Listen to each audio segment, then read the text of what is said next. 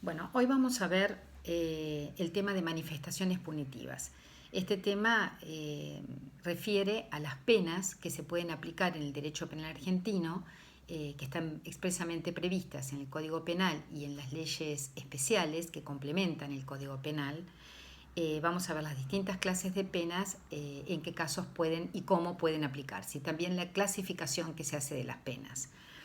Ustedes saben que la pena es una coerción estatal que importa siempre una privación de derechos, que en general lo que importa es una privación de libertades, porque si bien la prisión y la reclusión privan al sujeto de su libertad ambulatoria, otras penas, como por ejemplo la inhabilitación, que puede ser para ejercer ciertas profesiones, en definitiva también afectan la libertad del individuo, que es la libertad de poder ejercer esa profesión.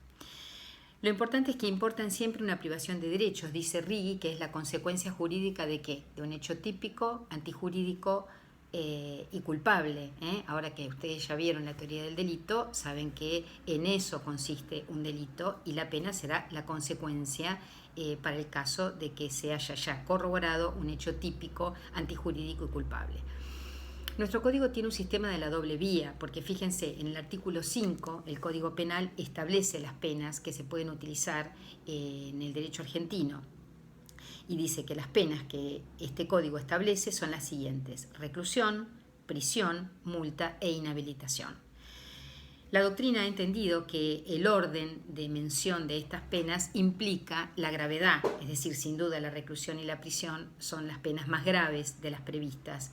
Pero fíjense que después de reclusión y prisión, el código ha sentado la multa y luego la inhabilitación, cuando en realidad siempre sabemos que la multa afecta una cuestión patrimonial, es una pena de índole patrimonial y es mucho menos grave que la inhabilitación, que puede ser que por mucho tiempo o en forma perpetua se inhabilite a alguien para realizar determinada actividad o para tener un cargo público, por ejemplo. Nosotros tenemos un sistema de la doble vía, porque así como el artículo 5 menciona las penas previstas en el Código Penal, el artículo 34 establece qué ocurre, recuerdan que dice el 34 quién no es punible, y dice que quien no haya podido en el momento del hecho comprender la criminalidad del acto o dirigir sus acciones no podrá aplicarse pena, pero el segundo y el tercer párrafo del artículo 34 dicen que en caso de enajenación el tribunal puede ordenar la reclusión del agente en un manicomio del que no podrá salir por resolución judicial, y el tercer párrafo dice: en los demás casos en que se absolviera un procesado por las causales del presente inciso, por ejemplo alguien que sea demente, el tribunal ordenará la reclusión del mismo en un establecimiento adecuado hasta que se comprobase la desaparición de las condiciones que le hicieran peligroso. Entonces, nuestro código prevé este sistema de las doble vía, por un lado las penas y por otro lado las medidas de seguridad. ¿Cómo se clasifican las penas? Hay varias clasificaciones. Una es por su graduación. En este sentido, las penas pueden ser rígidas o flexibles. Son rígidas aquellas penas que no le permiten al juzgador o al sentenciante establecer, individualizar la pena en un número determinado. Por ejemplo, la prisión perpetua, la inhabilitación perpetua. Para muchos autores, como para Zaffaroni, estas penas son inconstitucionales. ¿Por qué? Porque son degradantes de la personalidad humana. Si verdaderamente fueran perpetuas, estarían afectando la dignidad del ser humano, suponiendo una especie de tormento psíquico y sin posibilidad de rehabilitación. Y en realidad las penas absolutamente perpetuas no existen, porque ustedes saben que, por ejemplo, en el caso de una prisión perpetua, a los 35 años por el artículo 13 se podría obtener la libertad condicional. O sea que en la práctica ninguna pena es perpetua. Pero quiero que les quede en claro que este tipo de penas son las penas llamadas rígidas, es decir, el juez no puede moverse dentro de una escala, sino que tiene que aplicar directamente esta pena, no necesita individualizarla. En cambio, las flexibles son aquellas penas que sí pueden graduarse. En la mayoría de los delitos previstos en el Código Penal, en la parte especial, se establece para cada delito o en cada tipo penal un mínimo y un máximo de una pena, ¿no? Entonces, en el robo, por ejemplo, de 1 mes a 6 años, el juez puede poner 1 mes y un día, 3 meses, 6, 1 año, 2, 3, hasta 6 años. Entonces esta pena es flexible porque el juez, al momento de graduar la pena, se va a guiar por lo que dicen los artículos 40 y 41 del Código Penal, que ahora no los procedo a leer para no perder tiempo, pero que no ofrecen ninguna dificultad, y teniendo en cuenta esas circunstancias que enuncian los artículos 40 y 41, van a graduar la pena entre el mínimo y el máximo. Estas son entonces las penas flexibles, y esta clasificación corresponde a la graduación. Las penas también se clasifican según su autonomía, y tenemos las principales y las accesorias. Las penas principales son aquellas que siempre deben imponerse y que están expresamente previstas en la parte especial del código, y son reclusión, prisión, multa e inhabilitación, las que hemos leído recién del artículo 5. Las accesorias, como todo lo accesorio en derecho, sigue la suerte de lo principal. Entonces, se van a aplicar siempre y cuando se aplique una pena principal. A veces no está expresamente prevista esa pena en la figura, en la parte especial, pero sí lo está en la parte general. Entonces, por ejemplo, tenemos la pena de inhabilitación prevista en este caso como accesoria solo en el artículo 12 del Código Penal.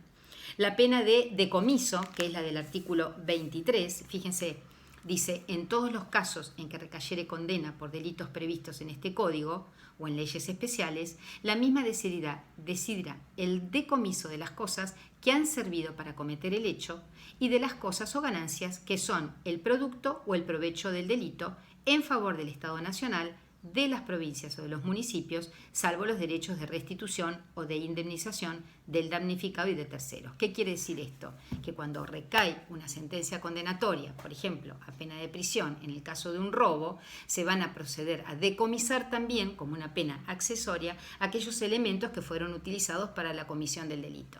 Si, por ejemplo, el sujeto lo encontraron en flagrancia robando en una vivienda y al aprenderlo la policía le secuestra en urgencias una mochila con los elementos utilizados para romper la puerta, o no sé, o una caja fuerte, entonces el taladro que está utilizando para poder violentarla va a estar sujeto a decomiso. Como verán, es una pena accesoria porque siempre va a seguir la suerte de la principal. Se va a necesitar que se dicte primero la pena correspondiente, la pena de prisión, por ejemplo, y como accesoria el decomiso.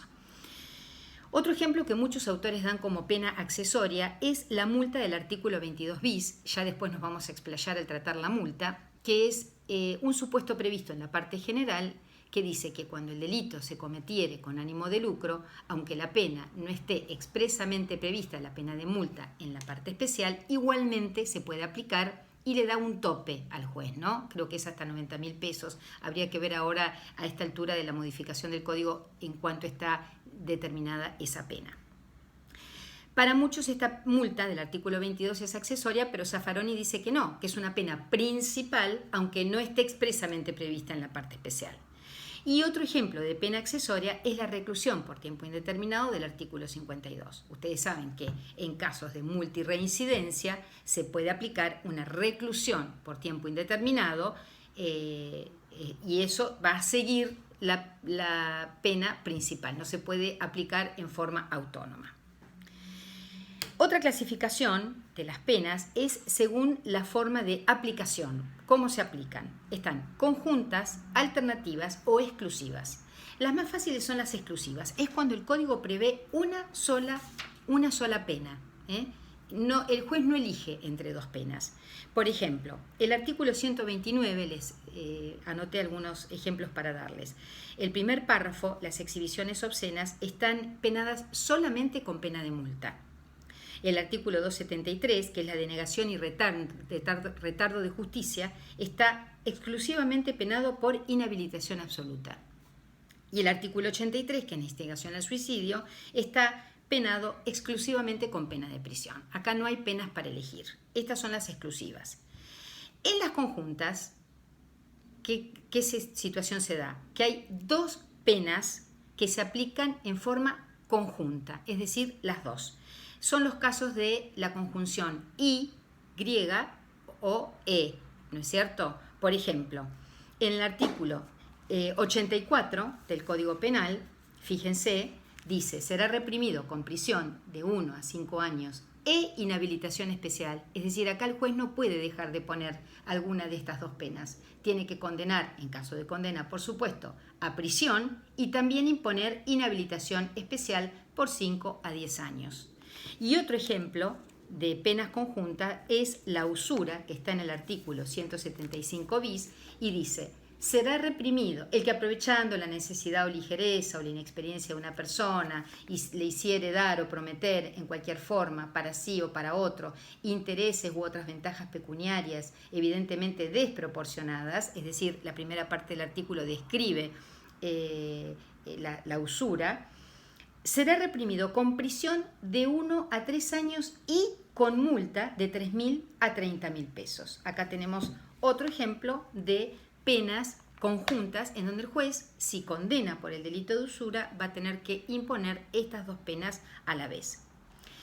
Y por último, tenemos las alternativas, es decir, ya no son exclusivas, ya no son conjuntas, sino alternativas. Se prevén dos clases de penas, pero con la conjunción o, es decir, se aplicará, por ejemplo, prisión o reclusión, como ocurre en el caso del homicidio en el artículo 79. Se puede aplicar prisión o reclusión. Y en el artículo 245, que es el de la falsa denuncia, se puede aplicar prisión o multa. Hasta acá entonces hemos visto la clasificación de las penas, según su graduación, según su autonomía y forma de aplicación. Y faltaría una última clasificación, que es según el bien jurídico protegido o afectado. Tenemos las privativas de la libertad, que son la pena capital o pena de muerte, las privativas de la libertad ambulatoria, que son la prisión o la reclusión, las privativas del patrimonio, que sería la multa, y las que afectan otros derechos, que serían, u otras capacidades, que serían las inhabilitaciones. Bueno,